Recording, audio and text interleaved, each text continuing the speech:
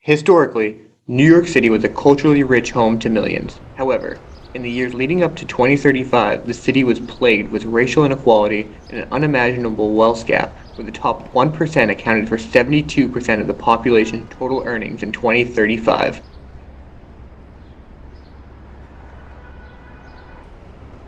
Increasingly hyperdeveloped over the first third of the 21st century, the neighborhoods where local communities lived for generations became unaffordable through the process of gentrification.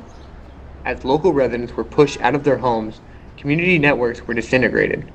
The capitalist economic system drives separation and strained communities to the point of disappearance. The corporations and industries that promulgated capitalist values and practices existed in many areas of the city, including Midtown Manhattan. Here, the architecture served as monuments to corporations and the hyper-rich, and as real estate for billionaires across the globe to park money. These buildings and the surrounding network of streets prevented community from developing.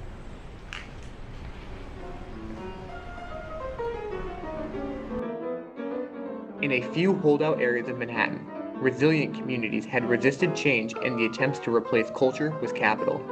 In these areas, the prevailing architectural typologies allowed for communities to take root and express themselves.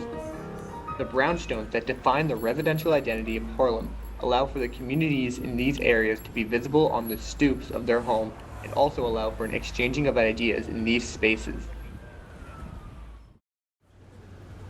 The architecture and the way that people act and interact with the built environment are a direct reflection of the political system the society exists within. In 2035, the divide between the general public and the elite was at an all-time high. The spaces they occupied were separate and invisible to one another.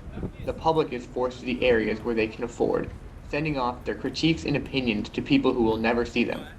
Meanwhile, the hyper-rich and corporations occupied prominent spaces, controlling the public through their power and money. In the decade leading up to the cut, the climate crisis worsened as corporations continued to extract and deplete resources and pollute the atmosphere without consequence. In 2035, Manhattan was quickly shrinking, land, property, and infrastructure lost to the rising seas seemingly by the minute. Turning back the clock, we can see how the island was affected throughout the past 15 years. Scientists had warned the world about climate change and its effects since the 1950s, yet so many chose to ignore the data and the clear warning signs in favor of carrying out their daily lives uninterrupted.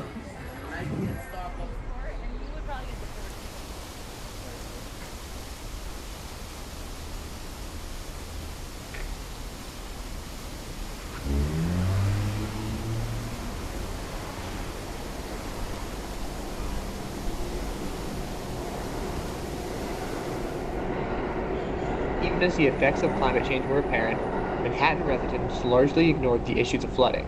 Without changing their ways, their economic system, political beliefs, and their personal values, the city was rapidly heading for a breaking point.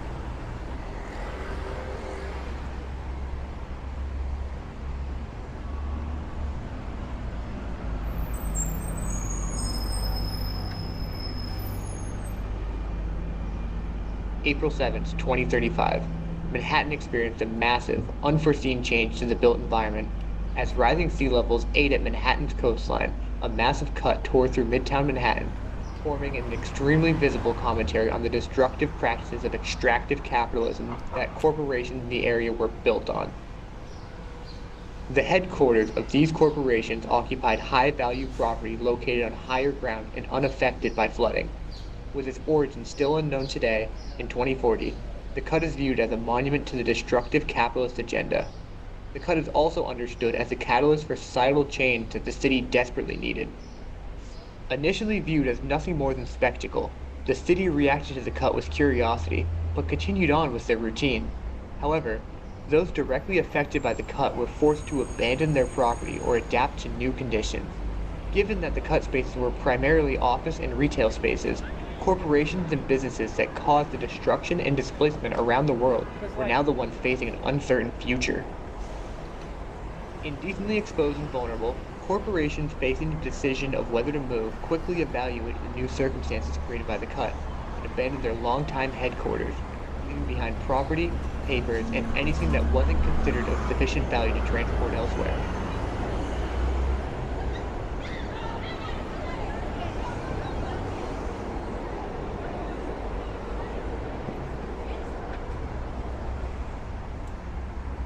People displaced from the city either by flooding or the sky-high rents saw these deserted places as an opportunity. In mere days after the appearance of the cut, the abandoned sites had been combed through for items of value. Meanwhile, however, some shop owners and businesses held out, with nowhere else to go, clinging to the hope that the economic value of their property would return. These holdouts secured their newly altered properties, and as tourists and transients flooded the cut spaces, they adjusted their businesses to new opportunities. These stores are the last remnants of the capitalist and consumer cultures that led to the destruction of the city, and their practices and priorities do not progress with the world around them. In the months that followed the cut, media coverage and public attention dwindled, turning instead to the construction beginning on the Hyperloop to the moon, once again revealing the fragility and disparity of the world's free market. As the public's attention shifted away, destitute people turned to the vacant structures along the cut to take shelter within the section.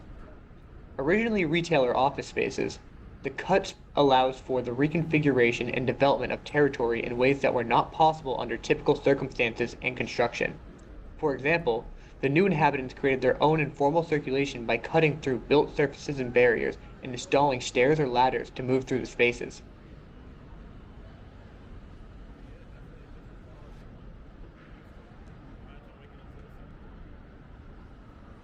The exposed face of the structure provided significant danger to those exploring and inhabiting them. Structures were made safer by altering the exterior surface of the building through the addition of recycled rebar, short walls of reclaimed brick, file cabinets, desks, and anything else that could physically separate the space. In this process, a new network of materials, people, ideas, and space was created, made easily accessible with bridge-like walkways that spanned across the 25-foot cut. Development of the community in the cut continued alongside the further breakdown of the surrounding city. Infrastructure that had been available since the inception of the Manhattan Grid could no longer support the needs of the city's inhabitants. Shared garden spaces and green roofs emerged. Stores and markets run by the community were born out of the collection of resources and production of food, creating an informal system of exchange and bartering between the inhabitants. To this day, hardware stores, restaurants, thrift stores, barbershops, and miscellaneous retailers run collectively by the residents of the cut form a supportive network focused on community rather than profit. The cut provided the necessary radical disruption from daily life as well as the infrastructure and space necessary to build and develop a better life as a community. In disrupting societal norms by breaking through the capitalist dystopia, a community was formed in the spaces that the past economic system and architectural typology of Midtown Manhattan would not allow.